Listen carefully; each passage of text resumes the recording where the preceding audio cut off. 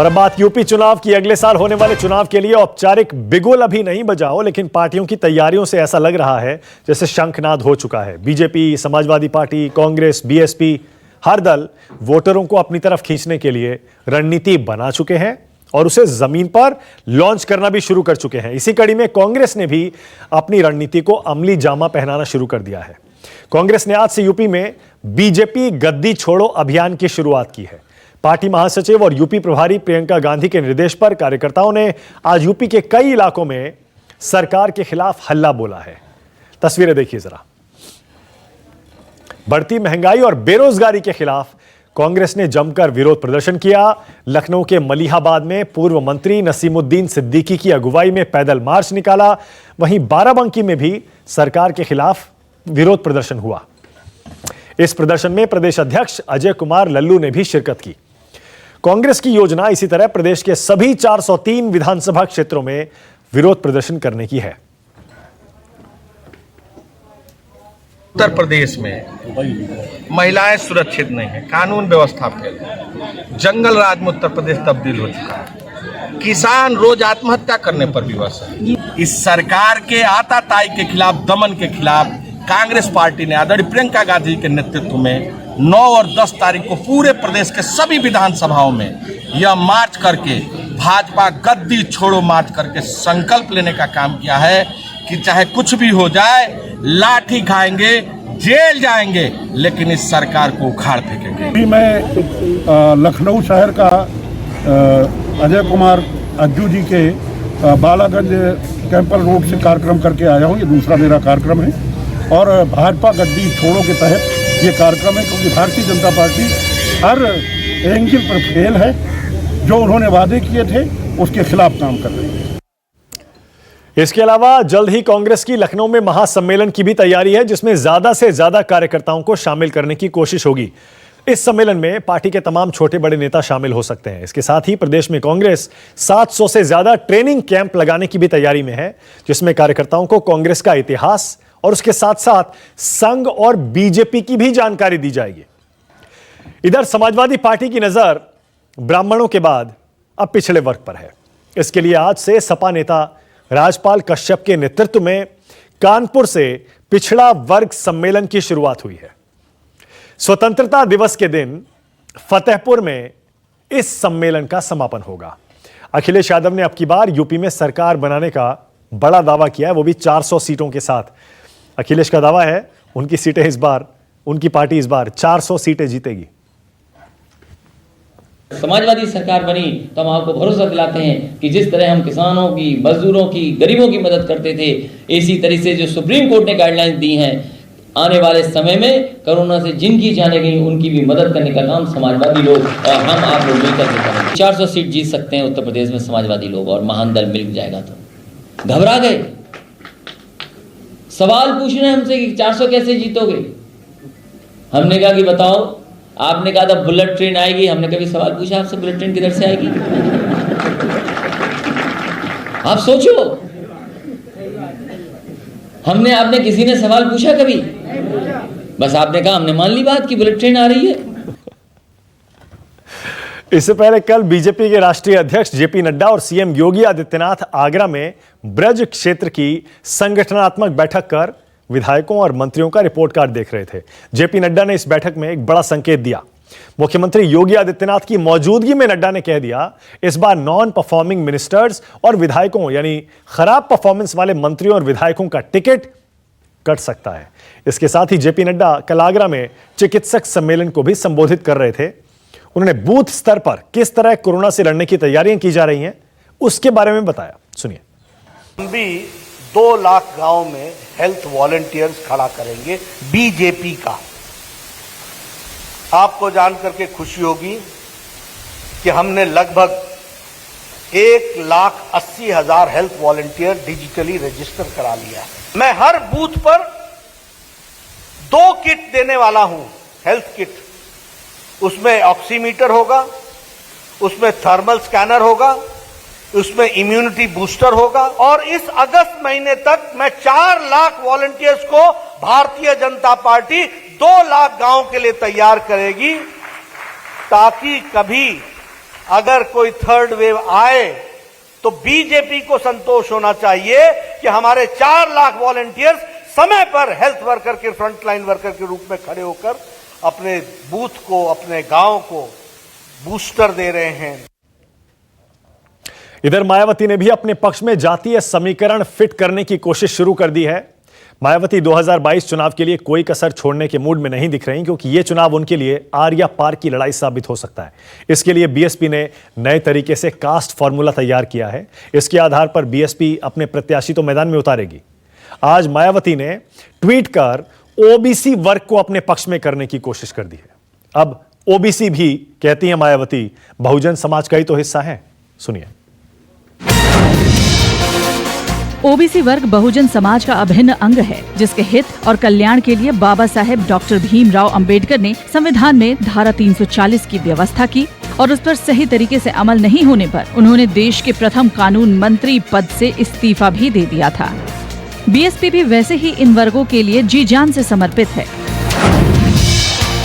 इसी सोच के तहत राज्य सरकारों द्वारा ओबीसी की पहचान करने और इसकी सूची बनाने संबंधी संसद में आज पेश संविधान संशोधन बिल का बीएसपी समर्थन करती है, किंतु केंद्र केवल खानापूर्ति न करे बल्कि सरकारी नौकरियों में ओबीसी के वर्षों से खाली पदों को भरने का ठोस काम भी करे।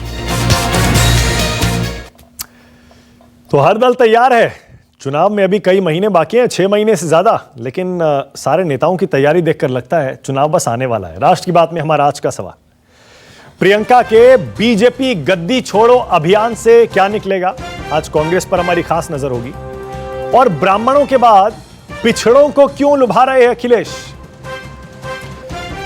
आज राष्ट्र की बात में इसी पर बहस करने के लिए कांग्रेस से मेरे साथ सुप्रिया श्रीनेत आ गई हैं। बीजेपी की तरफ से आज प्रेम शुक्ला राष्ट्र की बात में शामिल है। समाजवादी पार्टी से जूही सिंह आ गई हैं। 2 पत्रकार और राजनीतिक विश्लेषक मेरे साथ हैं, प्रदीप सिंह जी हैं और शरद प्रधान। आप सभी का स्वागत। सुप्रिया, आपसे शुरू करेंगे क्योंकि आज कांग्रेस ने अपनी भाजपा गद्दी छोड़ो मुहिम शुरू की है। तो इस मतलब चुनाव की तैयारी मान लिया जाए ना कि आज से कांग्रेस ने अपना चुनावी अभियान सुप्रिया शुरू कर दिया है। हमने अपना चुनावी अभियान आज से नहीं शुरू किया है। हमने उत्तर प्रदेश की जनता की बात को मुखरित करने का काम बहुत पहले से कर रहे हैं। हम तब ये काम कर रहे थे जब भाजपा जनता पर धावा बोल रही थी, जब भाजपा जनता को प्रताड़ित कर रही थी, चाहे महिलाएं हो, चाहे मजदूर हो, चाहे किसान हो, चाहे बेरोजगार हो, सबका जो हाल भाजपा ने किया है उसका हिसाब लेने का वक्त आया है और जनता हिसाब लेगी। कांग्रेस, सपा, बसपा तो छोड़ दीजिए, जनता ये हिसाब लेने को तैयार है। अच्छा, ये जो गद्दी छोड़ो आप कह रहे हैं, ये जो आप गद्दी छोड़ो कह रहे हैं, ये गद्दी छोड़ो चुनाव के बाद कह रहे हैं या चुनाव से पहले ही आप चाहते हैं कि ये लोग अभी गद्दी छोड़ दें? नहीं, अब 6-7 महीने चुनाव को रह गए हैं। ऑब्वियसली भाजपा की गद्दी अपने आप जाएगी। छोड़ो या ना छोड़ो की बात ही नहीं है, लोग छुड़वा देंगे। सबसे पहली बात। दूसरी बात मैं ये कहना चाहती हूँ और मैं जरूर इस बात को बड़े पुरजोर तरीके से यहाँ पर रखना चाहती हूँ, क्योंकि पूरे देश में, मैं कर्नाटक गई थी, वहां पर भी बड़े बड़े पोस्टर लगे हुए नंबर 1 होने के। मैं जानना चाहती हूँ उत्तर प्रदेश किस चीज में नंबर 1 है, क्योंकि मेरे अकॉर्डिंग टू कुपोषण बच्चों के मामले में हाँ नंबर 1 है। 9 लाख बच्चे कुपोषित है पूरे देश में, 4 लाख उत्तर प्रदेश में। अपराध में महिलाओं के मामले में नाबालिग लड़कियों पर सबसे ज्यादा अपराध उत्तर प्रदेश में होता है। एसिड के जितने भी अटैक सबसे ज्यादा उत्तर प्रदेश में होते हैं। राजनीतिक संरक्षण सबसे ज्यादा उत्तर प्रदेश में मिलता है। और ये मेरा कहना नहीं है, ये इनकी लीडर रीता बहुगुणा जोशी जी कह रही हैं। उनके घर को जलाने वाले को इन्होंने लाल कारपेट डालकर जब घर पे अपनी वापसी कराई है, उनको लिया है, जिसका टिकट भी बसपा ने काट दिया था। तो ये वो सवाल पूछ रही है, मैं नहीं पूछ रही हूं। मैं तो ये जानना चाहती हूं कि स्मार्ट सिटी बनाने की बात हुई थी, काशी को क्योटो बनाने की बात हुई थी, काशी को तो वेनिस बना दिया, जगह जगह पानी भरा है, अब बस नौका विहार करना रह गया है काशी में।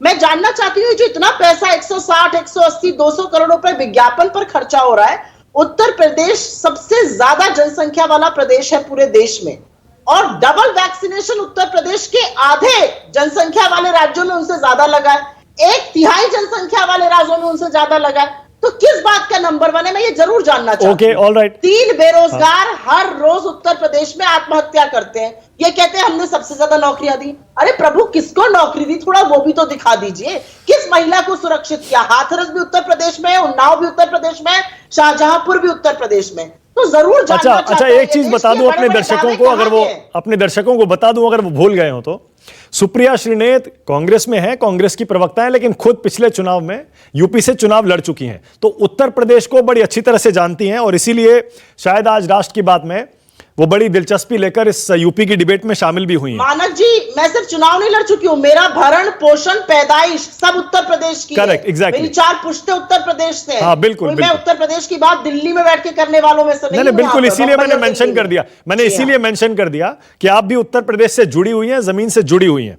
लेकिन मैं ये पूछ रहा हूं, अब आपने प्रियंका के नेतृत्व में ये अपना कैंपेन तो लॉन्च कर दिया, ठीक है, प्रियंका आपका चेहरा होंगी, इसमें कोई शक अब किसी को बचा नहीं है, लेकिन अखिलेश यादव, मायावती, आपके विरोधी, आप देख रहे हैं एक एक करके कभी ब्राह्मण सम्मेलन कर रहे हैं, कभी ओबीसी, कभी दलित, कभी पिछड़ा, आप लेकिन सिर्फ विकास की, मैंने इसीलिए आपको रोका नहीं, विकास के मुद्दों पर मैं कभी किसी को नहीं रोकता आमतौर पे, क्योंकि मैं चाहता हूं विकास के सारे मुद्दे उठने चाहिए और चुनाव उन्हीं मुद्दों पर होना चाहिए।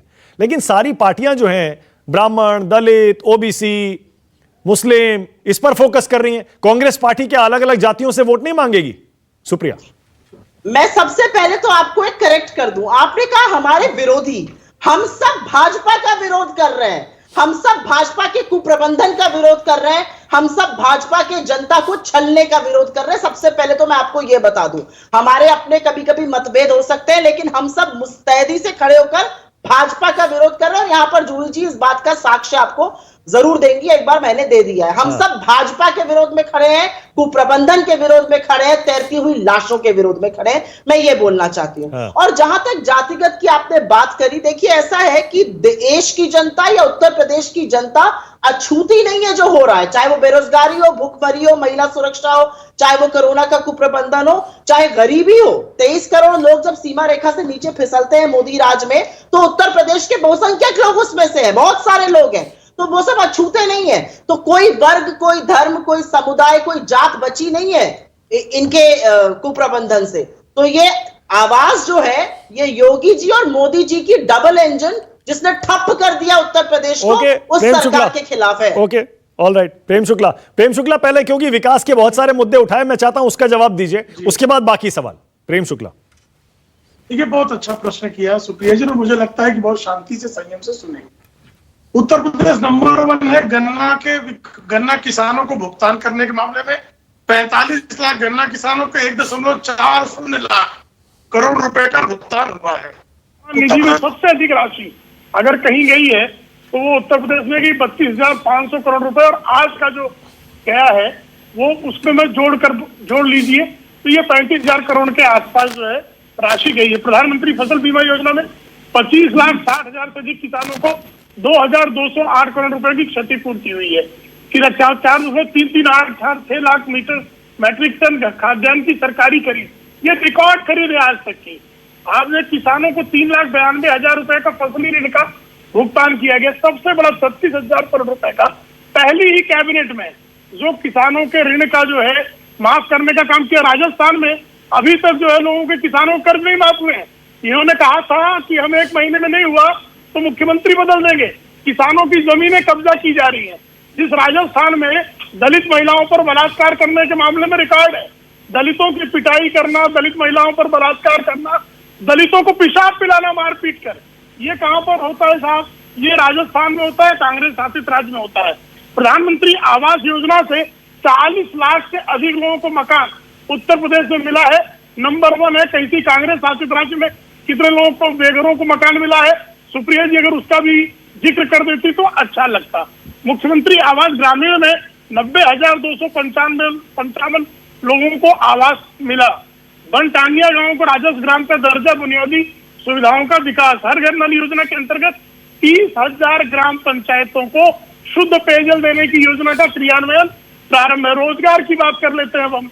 4.25 लाख लोगों को जो है सरकारी, 4.25 लाख युवाओं को सरकारी नौकरी, 3 लाख युवाओं की संविदा पर सरकारी नियुक्ति, 7.25 लाख तो ये हो गया। 82 लाख एमएसएमई इकाइयों को 2,15,06 करोड़ रुपए का ऋण वितरित करके तकरीबन 2 करोड़ लोगों को रोजगार देने का काम किया। और उत्तर प्रदेश में पिछले 4.5 वर्षों में पर कैपिटा इनकम दूना हुआ, जीडीपी दूनी हुई। कोई कांग्रेस शासित राज्य पंजाब, राजस्थान, छत्तीसगढ़, कहीं की भी जीडीपी की दर और पर कैपिटा इनकम अगर उत्तर प्रदेश की दर से बड़ी हो ओके, तो हंसने की सबको जो है छूट है। अब राजनीतिक सवाल पूछ लूं एक। तो और भी आप कहें तो कुछ देर में विकास योजनाओं पर ही अपनी नहीं, एक दिन नहीं, अभी तो चुनाव में बहुत समय है। योगी आदित्यनाथ जी के नहीं, अभी बहुत सारे मौके आएंगे। सरकार में प्रेम शुक्ला, जबरदस्त विकास का काम हुआ जी। ओके, प्रेम शुक्ला, भी बहुत मौके आएंगे और बाकायदा एक एक ये जो विकास के मुद्दे हैं ना, इन पर हमारा खास फोकस रहेगा। एक एक करके इनको ब्रेक करके हर मुद्दे पर बहस होगी। राजनीतिक सवाल मेरा ये है, सुप्रिया कह रही है कि हम चुनाव भले ही अलग अलग लड़ रहे हो, लेकिन सारा विपक्ष आपके खिलाफ एक है। उधर अखिलेश निकल चुके हैं, इधर अब प्रियंका निकल रही हैं, उधर से मायावती भी अब धीरे धीरे जमीन पर उतर रही हैं।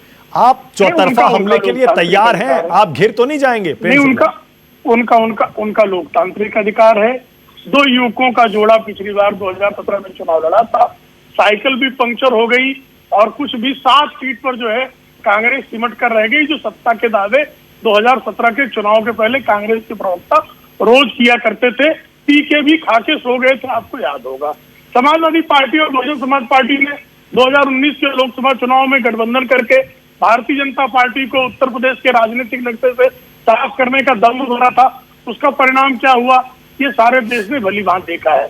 अब इतना ही बाकी है कि कांग्रेस, सपा, बसपा, पीस पार्टी, ओवैसी सारे लोग मिलकर भी प्रेम शुक्ला, एक सेकंड आपको रोक रहा हूं। जूही सिंह आपके पास आ रहा हूं, उसके बाद 2 एक्सपर्ट्स भी हैं। सुप्रिया आऊंगा, लौट के आऊंगा, अभी एक राउंड बाकी है। जूही जी, आज अब पिछड़ों को आपने लुभाने का अभियान शुरू कर दिया है। कभी ब्राह्मण, कभी पिछड़ा, कभी दलित। आप तो हमेशा विकास की बात करते थे, आपकी पार्टी क्यों हर जाति को अलग अलग लुभा रही है? जूही जी। मानक जी, पहले मैं प्रेम शुक्ला जी के आंकड़ों का जवाब दे दूं। करीब 21,000 करोड़ गन्ना किसानों का बकाया है, जिसमें से 10,000 करोड़ उत्तर प्रदेश में है और 2,500 करोड़, करीब 2,500 करोड़ पिछले सीजन का है। आपने 4.5 साल में एक बार भी गन्ने का दाम नहीं बढ़ाया और ये भुगतान 14 दिन से पहले का है। आपने वायदा किया था घोषणा पत्र में 14 दिन के आप अंदर भुगतान कर देंगे। दूसरी बात, आपने फसल बीमा योजना की बात की। करीब 80% किसानों को फसल बीमा योजना का कोई लाभ नहीं मिला है, उनके क्लेम्स रिजेक्ट हो गए हैं। इंश्योरेंस कंपनीज पैसा कमा रही हैं। आपने प्रधानमंत्री, इसमें कोई भी योगी आदित्यनाथ की योजनाएं नहीं है, ये भी मैं बता दूं जो इन्होंने कहा था। आपने प्रधानमंत्री जो मकान देते हैं उनके बारे में बात की, 40 लाख मकानों की आपने बात की, उसमें से 50% से कम लोगों को केवल एक किस्त मिली है, दूसरी किस्त आप देना नहीं चाहते। एमएसएमई के लोन के बारे में बता दूं, हम लोग भी व्यापार करते हैं, बैंक ऋण दे रहे हैं, लोग ऋण देना नहीं चाहते क्योंकि जो ऋण आपने पहले भी दिया था और जबरदस्ती दिया था उससे वो केवल अपना ऑपरेटिंग कॉस्ट चला रहे हैं। महंगाई बढ़ रही है, आपने दाम बढ़ाया नहीं। आपने बताया हमने रिकॉर्ड खरीदारी की थी। आपकी अभी भी कृषि की खरीदारी जो कि केंद्र सरकार कर रही है 13 से 14% ही है उत्तर प्रदेश में, बल्कि उससे भी कम है। योगी सरकार का इसमें भी कोई योगदान नहीं है और केंद्र सरकार का तो नहीं है। कोरोना का कुप्रबंधन हम सबने देखा, लोग मर रहे थे, ना ऑक्सीजन थी, जो कि योगी सरकार का योगदान होना चाहिए थे। ना बेड थे, ना दवाई थी, कालाबाजारी थी, भ्रष्टाचार था पीपीई किट्स में। प्रेम शुक्ला जी भी उत्तर प्रदेश से ही आते हैं, कुछ वाकिफ होंगे इसके बारे में। बेरोजगारी का आंकड़ा भयानक रूप से बढ़ रहा है, सीएमआई की रिपोर्ट भी आ जाई है, उसमें भी कृषि में तो रोजगार आप बढ़ रहे हैं, आप असुरक्षित रोजगार दे रहे हैं। आपने कहा 1 लाख महिलाओं को आपने नौकरियां दी, 40 लाख युवाओं को आपने नौकरियां दी, इतनी तो आपने नौकरियां निकाली ही नहीं। एक वो थे मिस्टर चौधरी जो भाग गए नेपाल, जिनका वीडियो डाला था मुख्यमंत्री ने झूठा। तो इस तरह का वीडियो आप बनाकर आंकड़ों से बाजीगरी कर सकते हैं। जहां तक जातियों की बात है, हम प्रबुद्ध सम्मेलन कर रहे हैं जिसमें हम सबको जोड़ने की कोशिश कर रहे हैं। शुरुआत बलिया से हुई है, क्रांतिकारी धरती है। पिछड़ा वर्ग में हमारा सम्मेलन कल से शुरू नहीं हो रहा है मानक जी, बहुत पहले से राजपाल कश्यप हमारे पिछड़ा वर्ग प्रकोष्ठ के अध्यक्ष हैं और उनका ये कार्य है कि वो जगह जगह लोगों के बीच में जाएं, उनके अधिकारों की बात करें, जागरूक करें और ये भी बताएं कि कैसे उनकी अधिकारों की, कैसे रिजर्वेशन का हनन भारतीय जनता पार्टी कर रही है परोक्ष रूप से, और समाजवादी पार्टी क्या करेगी जब सरकार में आएगी। ये तो मुझे लगता है कि हर पार्टी करती ही है। तो ये जो व्हाट्सएप ग्रुप से प्रेम शुक्ला जी याद करके आए हैं आंकड़े, सर आप चेक कर लिया कीजिए, आप तो विद्वान प्रवक्ता हैं, हर चीज जो आपके अफसर आपको बताते हैं वो सही नहीं होती और सुविधा अनुसार आप बदल नहीं सकते हैं कि हमने रिकॉर्ड खरीदारी की लेकिन प्रतिशत क्या आया, तो एक ही बताइए वो अच्छा है। जूही जी देखिए, आप मेरे जो ओरिजिनल सवाल था उससे बच के निकल गई। मैंने पूछा था कि ये आपकी पार्टी पहले ब्राह्मण, आपने प्रबुद्ध सम्मेलन बड़ी चतुराई से उसे नाम दिया, लेकिन ये तो है ना कि उसमें ब्राह्मणों को आप कह रहे थे कि आप हमसे जुड़िए, हमारे पास आइए। फिर पिछड़ा वर्ग, उसको भी आप अलग से कह रहे हैं कि आप हमारे साथ आइए, क्योंकि हम ही आपकी देखभाल कर सकते हैं, आपका ख्याल हम ही रख सकते हैं। तो ये फिर मैं कहूंगी, जब हम एक्सप्रेसवे बनाते हैं, बेहतरीन एक्सप्रेसवे है, तो क्या उस पे एक ही जाति चलती है? जब हम कैंसर हॉस्पिटल बनाते हैं तो क्या एक ही जाति उसमें जाती है? जब हम समाजवादी पेंशन देते हैं तो जातिगत आधार पर चयन नहीं करते। जब हम लैपटॉप वितरण करते हैं तो हर जाति के स्टूडेंट्स को वो मिलता है। इसी तरह अगर HCL लाए, IKEA लाए, सैमसंग लाए, स्टेडियम बनाए, आज एक बहुत बड़ा दिन है, हमारे ओलंपिक के विजेता और पार्टिसिपेंट्स लौट के आए हैं। एक बेहतरीन वर्ल्ड क्लास स्टेडियम हमने उत्तर प्रदेश लखनऊ में बनाया है, उसमें एक जाति के लोग नहीं खेलते। अच्छा ठीक है, साथ ही ये तो बिल्कुल वही तर्क हो गया जो बीजेपी अक्सर देती है, जब भी उनसे कहते हैं कि आप हिंदू मुसलमान करते हैं, आप इस जाति के साथ अत्याचार करते हैं, बीजेपी भी यही कहती है जब हम गैस देते हैं तो हम कौन सा भेदभाव करते हैं, गैस सबको मिलता है। आइडिया भी ओरिजिनल नहीं है, ये दूसरों की बात चोरी कर लेते थे। अच्छा प्रदीप जी, जेपी नड्डा कह रहे थे हम रजिस्ट्रेशन करा रहे हैं, कोरोना की थर्ड वेव आएगी तब मदद करेंगे। प्रदीप जी, उसके बाद आ रहा हूं शरद जी, फिर उसके बाद दूसरा आ रहा हूं। प्रदीप जी, एक तो मैं ये समझना चाह रहा हूं, जैसे सुप्रिया ने शुरू किया था, उन्होंने विकास के मुद्दों पर फोकस किया और जूही जी भी विकास के मुद्दों पर ही फोकस कर रही हैं। क्या ये बातें टीवी के लिए होती हैं या जमीन पर भी विकास के मुद्दे उठाए जाएंगे? और इस बार क्या पिछले चुनाव से अलग हो गया क्या इस बार चुनाव, कि विकास पर होगा या बाकी मुद्दे भी होंगे? प्रदीप जी। नहीं, मुझे नहीं लगता कि सिर्फ विकास पर होगा, दूसरे मुद्दे भी होंगे, लेकिन ये अच्छी बात है राजनीति के लिए कि विकास के मुद्दे ज्यादा से ज्यादा उठे, पार्टियां उनकी बात ज्यादा से ज्यादा करें। क्यों कर रही है पार्टियां? क्योंकि लोगों की आकांक्षा बढ़ रही है दिन पर दिन, जो मिलता है उससे कोई संतुष्ट नहीं होता, उनको उम्मीद होती है कि इससे ज्यादा मिले। हर आदमी चाहता है कि उसका जो जीवन स्तर है वो पहले से बेहतर हो, और ये धीरे धीरे एक ट्रेंड हो रहा है। केवल यही चुनाव का आधार नहीं होता, लेकिन ये इसका हिस्सा बढ़ता जा रहा है धीरे धीरे, जिसका स्वागत करना चाहिए कि लोग वोट देते समय इस बात का ख्याल रखते हैं कि जो सरकार थी 5 साल, उसने हमारे जीवन स्तर में परिवर्तन किया, बेहतर किया कि नहीं किया।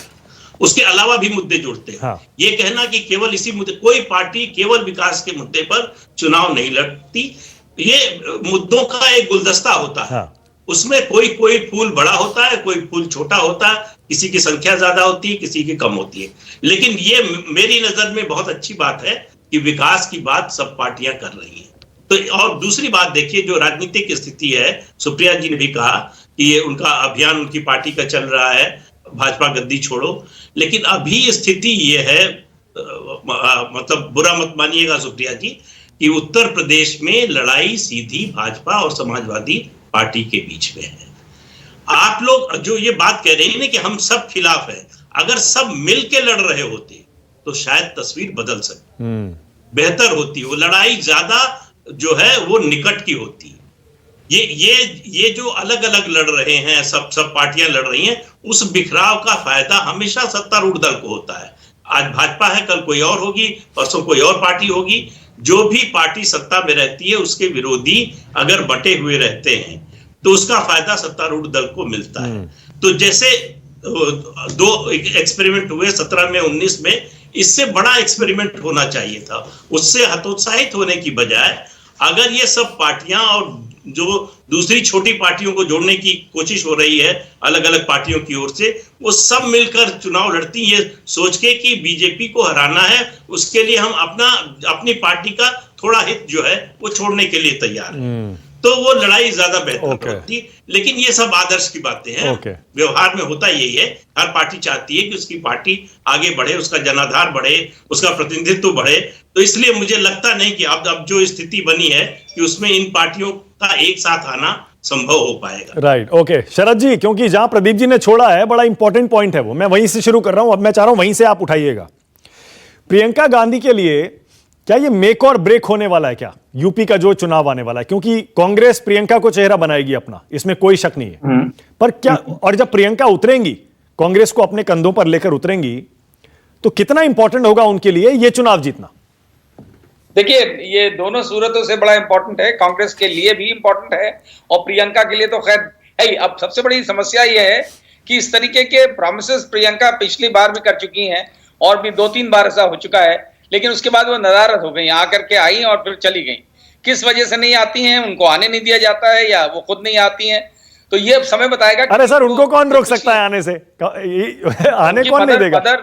मदर रोक सकती हैं भाई। अच्छा, क्यों नहीं रोक सकती? मदर मालिक है पार्टी की। क्योंकि पिछली बार भी उन्होंने इस तरह वादे किए थे और अभी जब आई थी तो हमने उनसे पूछा भी था कि आप पिछली बार की तरह आप कुछ ऐसा करेंगे कि आपको पॉलिटिकल टूरिस्ट लोग बुलाना बंद कर दें, क्योंकि आप तो पॉलिटिकल टूरिस्ट की तरह आती हैं और चली जाती हैं।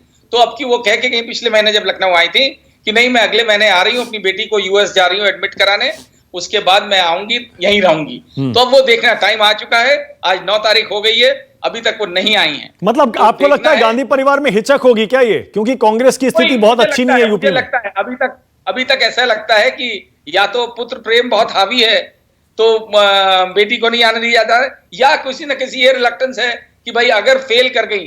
देखिए, अभी तक प्रियंका को चांस नहीं दिया गया है, जो दिया गया था वो बड़ा गलत इंटरप्रेट किया जाता है, क्योंकि जब पिछली बार वो टोटल 12 दिन का उन्होंने कैंपेन किया था, 12 दिन का कैंपेन उत्तर प्रदेश की कैंपेनिंग के लिए ना काफी नहीं, बहुत ही कम है। हाँ। तो अगर उनको वाकई में फ्री हैंड दिया जाता है तो अभी से बैठे हैं अगले 6 महीने तक, तब होगा कि हाँ भाई वो पास करी या फेल करी, तब तय कर सकते हैं आप। तो अभी तक प्रियंका को सही मायने में मौका नहीं दिया गया है। ये फैक्ट है कि उनमें पोटेंशियल लोग देखते हैं और ये देखते हैं यहाँ पे जब वो आती हैं तो पार्टी में एकदम से जोश पैदा हो जाता है और लगता है कि कांग्रेस का जो ऑफिस है, जहां वैसे तो उल्लू बोलते हैं, लेकिन उनके आने पे एकदम जीवित हो जाता है, कम्स बैक टू लाइफ। तो ये देखना है कि, और सड़क पे भी लोग उतर आते हैं, कांग्रेसी निकल आते हैं सब पुराने, जो अदरवाइज कहीं दिखते नहीं है। तो अब ये देखना है कि पहली चीज तो उनको चांस मिले, और उनके लिए इंपॉर्टेंट ये है क्योंकि अगर इस बार वो ये प्रूव नहीं कर पाए कि हाँ वो पार्टी को वाकई में वापस पैरों पे खड़ा कर सकती हैं, अभी तो पैरों पे खड़ा, पटरी पे खड़ा लाने की बात है। और ये मुझे लगता है जो प्रदीप जी ने कहा कि जो ऑपोजिशन इतना डिवाइडेड है, ये एक बहुत मेजर वजह है, जो सबसे बड़ा एडवांटेज है बीजेपी के लिए। और अगर ऑपोजिशन किसी भी तरीके से डायरेक्टली या इनडायरेक्टली यूनाइट होता है तो फर्क पड़ेगा, क्योंकि ऑपोजिशन के लिए जरूरी है कि लोगों को बताएं, याद दिलाए रखें कि किस तरीके से कोरोना का मिसमैनेजमेंट के कारण लोगों की मौतें हुई और किस तरह सरकार, प्राइम मिनिस्टर और चीफ मिनिस्टर और पार्टी अध्यक्ष, होम मिनिस्टर, ये फैलाने में देखिए आप पिछले कुछ समय से लगे हुए हैं कि साहब कोरोना में ऑक्सीजन की कमी से कोई मरा ही नहीं। अब बताइए इससे ज्यादा बड़ा झूठ कहां हो सकता है? लेकिन इस बात को लोगों तक जो है ये कोशिश करेंगे। मुझे लगता है एक नया नैरेटिव बिल्ड किया जा रहा है, क्योंकि आरएसएस में बड़ी एक्सपर्ट है नैरेटिव्स बिल्ड करने में, और उनका शायद उद्देश्य यही है कि इतना झूठ फैला, बम्बार्डमेंट कर दो झूठ की, कि लोग उसी झूठ को सच मानने लगे। क्योंकि ये कैसे होगा कि जो जिसने यूपी में देखा है अपनी आंखों से, हम लोगों ने देखा है, लोगों ने सफर किया है कि किस तरह ऑक्सीजन की कमी से लोग मरे और किस तरह लाशें जलाई गई, बिल्कुल जिस तरीके से दफना दी गई, नदी में बहा दी गई, ये जो स्थिति रही है ये किसी से छुपी नहीं है। ओके, मतलब आपके हिसाब से ये बड़ा मुद्दा बनने वाला है? आपके हिसाब से ये बड़ा मुद्दा बनने वाला है इलेक्शन में? बिल्कुल बनेगा, प्रोवाइडेड ऑपोजिशन पार्टीज इस मुद्दे को जिंदा रखें। ओके, वो बहुत जरूरी है। ओके, और कांग्रेस, ये रूलिंग पार्टी पूरी कोशिश करेगी कि इस मुद्दे को भुला दिया जाए, चाहे वो डायरेक्ट मनी ट्रांसफर के जरिए से जो होने जा रहा है, कि उन लोगों को दे करके पैसा दे के मुंह चुप कराओ, ये बार बार ये फैला करके कि साहब क्या बढ़िया मैनेजमेंट हुआ, क्या बढ़िया मैनेजमेंट, मतलब कोई आदमी कैसे, कोई थोड़ी आंख की शर्म भी होती है माने के, लेकिन यहाँ पे कुछ नहीं है कि भाई सफेद झूठ की, साहब क्या बढ़िया मैनेजमेंट है, इससे बढ़िया तो दुनिया में कहीं नहीं हुआ। ओके, सुप्रिया और प्रेम शुक्ला, पहले सुप्रिया श्रीनेत। अच्छा, सुप्रिया के बारे में एक चीज और आजकल हम टीवी पे देखते हैं, वो जब डिबेट करने आती हैं तो अपनी बारी में तो बोलती हैं, लेकिन जब बाकी बीजेपी बोल रहा होता है तो वो एक प्ले कार्ड लेकर बैठती हैं और अपना एक संदेश लगातार। अच्छा, इस पर कुछ बताएंगी सुप्रिया, उसके बाद आगे बोलिएगा। ये प्ले कार्ड जो आप लेके बैठती हैं, ये क्या स्ट्रेटजी है? ये नहीं, ये स्ट्रैटेजी नहीं है, मैं आपको बताऊं क्या है। मुझे लगता है कि संवाद जो है वो गरिमा से होना चाहिए और दोनों लोगों को बोलने की आजादी होनी चाहिए। बीजेपी वाले क्या करते हैं, जहां पर आप तथ्य और फैक्ट्स देने लगिए वहां पर वो बात करना शुरू कर देते हैं बीच में। आपके कुछ सहयोगी भी है मीडिया में जो उनसे बड़े प्रवक्ता है भाजपा के, वो उनमें होड़ लग जाती कि कौन ज्यादा लॉयल्टी दिखाएगा भाजपा के लिए। तो प्रवक्ता एक तरफ, एंकर एक तरफ, उसमें बात इधर उधर हो जाती है। तो मेरा मानना है कि कोई बोल रहा है बोले, मैं उसके बीच में बिल्कुल नहीं बोलूंगी। मैं अपना मैसेज जैसे देना चाहती हूँ दूंगी, लेकिन हाँ फिर मैं ये भी आशा करती हूँ कि मेरे बीच में कोई ना बोले, क्योंकि मैं उनके बीच में नहीं एब्सोल्युटली। तो मेरा सिर्फ ये मानना है। आपने मुझसे सवाल जी पूछा। अच्छा, अब सवाल मेरा ये है, क्योंकि प्रियंका पर खत्म किया है अभी शरद जी ने, वहीं पर आ रहा हूं वापस में। क्या वाकई ये थोड़ी सी हिचक है क्या कि पूरी ताकत अगर लगा दी गई यूपी के चुनाव में तो नुकसान भी हो सकता है अगर ज्यादा सीटें नहीं आई तो? सुप्रिया, एक इंग्लिश में शब्द होता है, I am absolutely amused to hear that. सबसे पहले तो मैं एक चीज बोलना चाहती हूं, और वो क्योंकि मैं यूपी कांग्रेस में भी सक्रिय रहती हूं और कांग्रेस पार्टी में भी सक्रिय हूं। Priyanka Gandhi general secretary incharge of Uttar Pradesh है। भाजपा की, मीडिया की कहीं कहीं, मैं आपको नहीं कह रही हूं, लेकिन कहीं कहीं ये कोशिश रहती है ये करने की कि उनको सब कुछ सर्वे सर्वा उत्तर प्रदेश का बना दिया जाए। उत्तर प्रदेश में कांग्रेस कमेटी है, उसके अध्यक्ष हैं, उसके तमाम उपाध्यक्ष हैं, महामंत्री हैं, सचिव हैं, पूरी एक कार्यकारिणी है। Priyanka ji incharge of Uttar Pradesh general secretary है। खैर, यह सच है कि उनकी प्रेरणा से, उनके नेतृत्व से काम होता है। कांग्रेस की हमेशा से परिपाटी रही है कि हम किसी भी चेहरे पर कभी भी चुनाव नहीं लड़ते। और मेरा एक मानना है कि उत्तर प्रदेश का ये जो चुनाव है ना मानक जी, ये ना प्रियंका गांधी जी के चेहरे पर, ना योगी जी के चेहरे पर, ना मोदी जी के चेहरे पर, ना अखिलेश जी के चेहरे पर, ना मायावती जी के चेहरे पर लड़ा जाएगा। ये जनता के मुद्दों पर लड़ा जाएगा। मैं बार बार ये बात कह रही हूं। आप लोग ये कह रहे थे कि बहुत झूठ फैलाया जा रहा है, मैं बिल्कुल मानती हूं बहुत झूठ फैलाया जा रहा है, वाह। और झूठ फैलाने में तो प्रधानमंत्री जी ने भी कसर नहीं छोड़ी, काशी आके बोल गए क्या बढ़िया अव्वल काम हुआ कोरोना प्रबंधन में। लेकिन जिस घर में मौत हुई है ना, ऐसा कोई घर और परिवार उत्तर प्रदेश का है नहीं जो अछूता रहा है इस कुप्रबंधन से। चाहे ऑक्सीजन की कमी से हो, चाहे चारपाई पर लाद कर ले जाना हो, चाहे एम्बुलेंस ना हो और साइकिल पर बिठा के ले जाना हो, उत्तर प्रदेश का कोई परिवार अछूता नहीं रहा है। झूठ तब तक चलता है जब तक आपके समीप नहीं पहुंच जाता। जब आपके घर में मौत की दस्तक आ चुकी है झूठ से और आंकड़ों के साथ खिलवाड़ किया जाता है, आप उस झूठ को भूलिएगा नहीं, आप याद रखिएगा और आप वक्त आने पर बदला लीजिए। प्रेम शुक्ला, हालांकि प्रदीप जी और शरद जी कह रहे हैं कि इस बार हो सकता है कि सत्तारूढ़ पार्टी को फायदा हो क्योंकि सारे विपक्षी दल अलग अलग लड़ रहे हैं, लेकिन सुप्रिया और जूही जी कह रहे हैं इस बार मुद्दे ऐसे हैं, इस बार कोई चेहरा नहीं चलेगा, कोई गठबंधन नहीं चलेगा, जनता के मुद्दे बहुत स्ट्रांग है। इस बार आपको सामना करना है एंटी इनकम्बेंसी का और उन मुद्दों का। देखिए, चूंकि हमने जनता की लगातार सेवा की है, हम कोरोना के काल में क्वारंटाइन तो हुए नहीं, जैसे विपक्ष के नेता क्वारंटाइन हो गए थे।